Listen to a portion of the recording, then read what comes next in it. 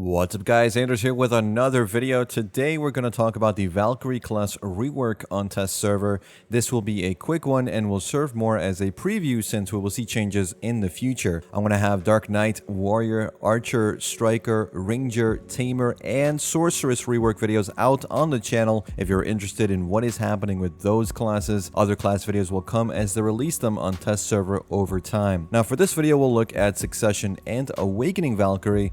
I'm going to give you the gist of what you can expect from the Valkyrie's first week of changes, but remember, these are the first sweep of changes and nothing is final till all classes receive their reworks, after which we will be seeing some rebalancing for all classes to keep them more or less in line with other reworked classes. So if something is seemingly undertuned or overtuned, we may actually see changes in the future before they go live. I'll start with pre-awakened skills and changes to Succession Valkyrie and give you my impressions of the changes.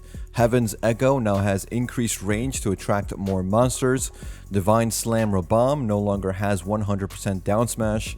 Shield Chase 2 and 3 are now on a lower cooldown. Shield Chase 2 is now 9 seconds instead of 10 seconds, and Shield Chase 3 is now 13 seconds instead of 17 seconds. They also fixed the issue of decreased movement distance while being hit while using Shield Chase. Succession Divine Power now deals more damage and is on a 8-second cooldown instead of 9 seconds. Ultimate Divine Power now has less hits but the same amount of damage and is on a lower cooldown. Succession Judgment of Light can now be used by pressing Shift C after using certain skills like Shield Chase, the third hit of Succession Sword of Judgment, and Succession Sanctitas the Enslar also works as well. The attack range of Judgment of Light has also increased, and the cooldown of the skill has been reduced to 13 seconds, down from 15 seconds. The link between Succession Celestial Spear and Succession Shield Throw has been improved to be much faster than before. Succession Shield Throw also now deals more damage in PvE. Succession Sanctitas the Enslar now has greater range, taunt radius when landing, deals more damage, and is on a 9-second cooldown instead of 12 seconds. Succession Purificato now deals a DP minus 20 debuff for 10 seconds instead of a DP minus 10 debuff. Succession Glaring Slash add-on can no longer be spammed and damage has increased in PvE. For Awakening, holding block will no longer give you the interrupt or pushback as before.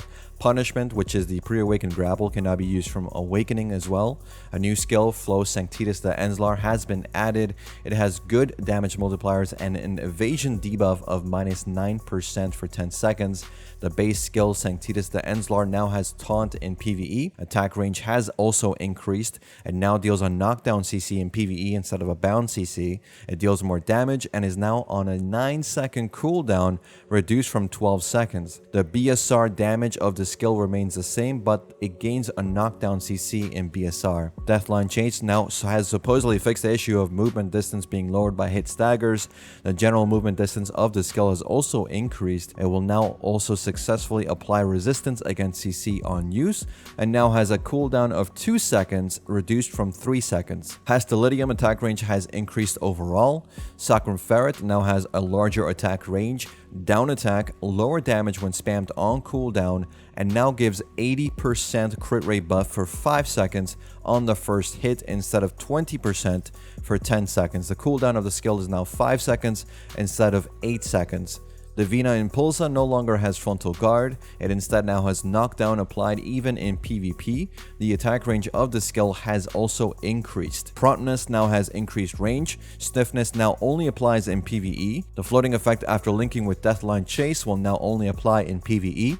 Super armor has been added to the skill. Movement distance has also increased. Speed attack modifier is now a down attack modifier. The cooldown of the skill is now 4 seconds instead of 5 seconds.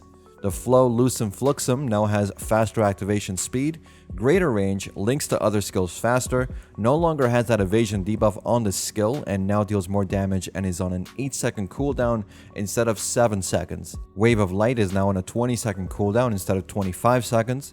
Flow Revelation Sanctus has been completely removed, and Verdict now has an additional last hit to compensate, though you will no longer be able to get that T3 add-on from Revelation Sanctus. Verdict has greater attack range, air attack on the last hit, down smash on the last hit, and is now on a 14-second cooldown instead of 17 seconds.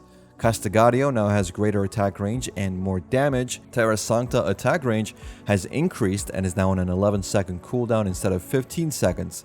Blitz Stab now links with Ultimate Blitz Stab faster and deals more damage. It now has a knockdown CC instead of a knockback CC. It is now also on a 7-second cooldown instead of 8 seconds. Ultimate Blitz Stab now has knockback CC instead of knockdown CC. Down attack has been added.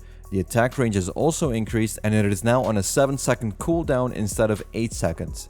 And that's the Valkyrie rework in a nutshell. For me, it was at least more interesting than the Dark Knight rework in my opinion. But remember, we won't be seeing adjustments to this rework till November. We're going to see the rest of the classes get reworks the next couple of weeks this month. So if you think something with Valkyrie needs adjustments, make sure to send feedback and expect to see changes starting in November. I personally would like to see changes to styles and mechanics of classes, not just cooldown and damage changes, but it's looking like that's not really going to happen.